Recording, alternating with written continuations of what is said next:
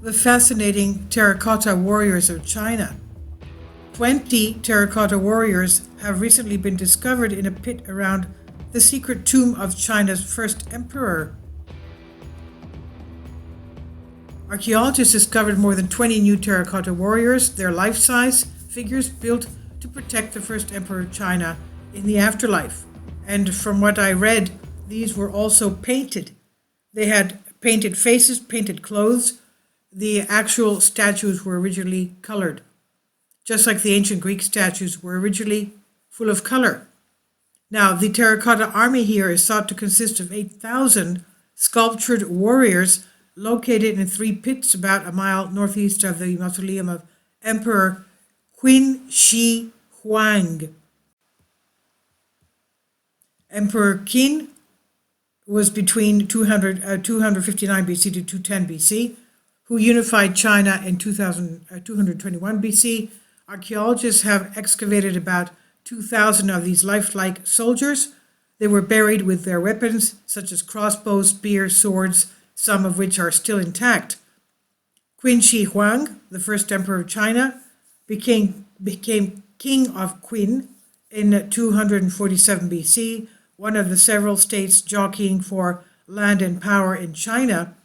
For decades, Qin had been growing larger, gradually seizing territory ruled by other states, and in 221 BC, Qin's rivals were defeated, and Qin Shi Huang became emperor of China. Chinese historical texts say nothing about the Terracotta Army or why it was built. The army could have been a way to elevate the emperor's status, particularly because after Qin Shi Huang's death in 210 BC, his family was overthrown by a rebellion led by what would become the Han Dynasty, H-A-N. That dynasty likely did not want to highlight the first emperor's achievements. In addition, modern-day archaeologists often interpret the army as being created to serve Qin Shi Huang in the afterlife. The newly discovered warriors were unearthed in pit number 1, China Global Television Network reported. This pit contains mainly infantry and chariots. A few of the warriors are generals and can be identified from their more elaborate headgear and their costumes as well, their uniforms. A picture of the newly excavated warriors published on television network websites appears to show only infantry, but at least one of the newfound warriors is a general.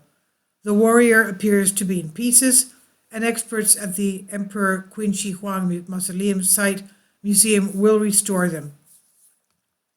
The archaeological team did not return requests for comment on the time of publication, but the website of the Emperor Qin Shi Huang Mausoleum site did not have any information of the newly found warriors. It did say it's common for the warriors to be found in pieces and put back together. So these warriors will now be placed back together. It remains to be seen if any color survived the newly found warriors or what new information they will reveal about the Terracotta Army. This was originally on Live Science by Joe and Yaris. Finally, support my Patreon account. The daily posts are 5 videos daily, and they are totally different from what I have on my YouTube channel. Thank you so much for your support and that you find all my content so interesting. You'll find the Patreon account details in the description box. Now, the Terracotta Army, as we know, is the necropolis found at the Qin Shi Huang, the first emperor of China. It's a form of funerary art buried with the emperor. The figures dating from approximately late 3rd century BC. They were discovered in 1974 by local farmers in Lungtong County in Jian, Shaanxi, China. The figures vary in height according to their roles, the tallest being the generals.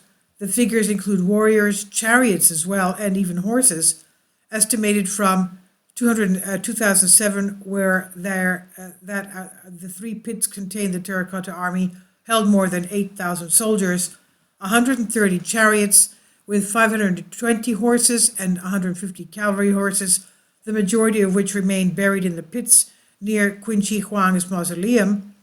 Other terracotta non-military figures were found in other pits, including officials, acrobats, strongmen, and even musicians. Now, concerning the horses, why were horses buried where them? Let's remember, this was the time about 250 BC, and I did make a video in the past concerning the holy horses of China, Mongolia and China. At that time, even Greece didn't have, at the time, for example, of the Battle of Marathon, about 500 BC, Greece did not have horses. The Persians had horses, Arabians had horses, but these golden horses were huge. They had huge heads and they had huge bodies, and they were very strong and fearless. Even Alexander the Great had his beloved famous horse. He called him Vucephalus because his head was so huge it was like the head of an ox. So these were special horses that they had at that time. We don't have these horses today. Of course they were buried with their horses. So the construction of the tomb described by historian Sima Qian, 145 to 90 BC. The Chinese, as we know, had various very, very well kept records of what was going on in the daily lives of their emperors. The records of the Grand Historian, the first of China's 24 dynastic histories, which was written a century after the Mausoleum completion. Work on the mausoleum began 246 BC, soon after Emperor Qin, age 13, ascended to the throne, and the project eventually involved 700,000 conscripted workers. You can imagine what was going on there. Geographer Li Duoyang, writing 6 centuries after the first emperor's death, recorded in Shui Jingzhu that Mount Li was a favored location due to its auspicious geology. Famed for its jade mines, its northern side was rich in gold, its southern side rich in beautiful jade. The first emperor, covetous of its fine reputation, therefore chose to be buried there. Siam Queen wrote that the first emperor was buried with palaces, towers, officials, valuable artifacts, and wondrous objects. According to this account, 100 flowing rivers were simulated using mercury, and above them the ceiling was decorated with heavenly bodies, below which were the features of the land. Some translations of this passage referred to models or imitations. However, those words were not used in the original text, which makes no mention of the Terracotta Army. High levels of mercury were found in the soil of the tomb mound, giving credence to Sima Queen's account. Later, historical accounts suggest that the complex and the tomb itself had been looted by Qiang Yu, a contender for the throne after the death of the first emperor. However, there are indications that the tomb itself may not have been plundered. The discovery of the Terracotta Army, discovered 29th of March 1974 by a group of farmers, Yang Zifa, his 5 brothers, and neighbor Wang Puzi, who were digging a well approximately a mile east of the Qin Emperor tomb mound at Mount Li, Lishan, a region riddled with underground springs and watercourses. For centuries, occasional reports mentioned pieces of terracotta figures and fragments of the Qin necropolis, roofing tiles, bricks, and chunks of masonry. This discovery prompted Chinese archaeologists, including Zhao Kangming, to investigate, revealing the largest pottery figurine group ever found. The mausoleum complex has since been constructed over the area, the largest pit being enclosed by a roof structure. The necropolis of the Terracotta Army, part of a much larger necropolis, ground-penetrating radar and core sampling measured the area to be about 98 square kilometers, that's 38 square miles. The necropolis, constructed as a microcosm of the emperor's imperial palace or compound, and covered a large area around the tomb mound of the first emperor, the earthen tomb mound located at the foot of Mount Li, and built in a pyramidal shape. It's surrounded by 2 solidly built rammed earth walls with gateway entrances, and the necropolis consists of several officers' halls, stables even, other structures, as well as imperial park placed around the tomb mound. The warriors stand guard to the east of the tomb. Up to 5 meters or 16 feet of reddish sandy soil had accumulated over the site in the 2 millennia following its construction.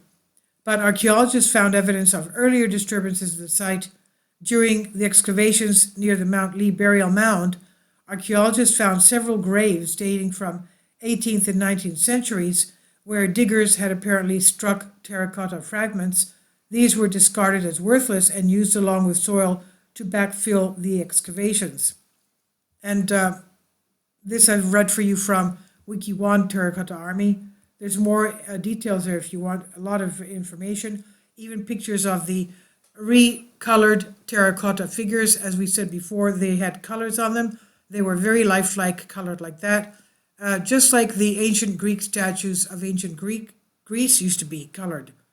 If you see ancient Greek statues, even their faces, their hair, their eyes, even their clothing, still to this day has hints of coloring on them. Please leave your comments, and thank you for your support.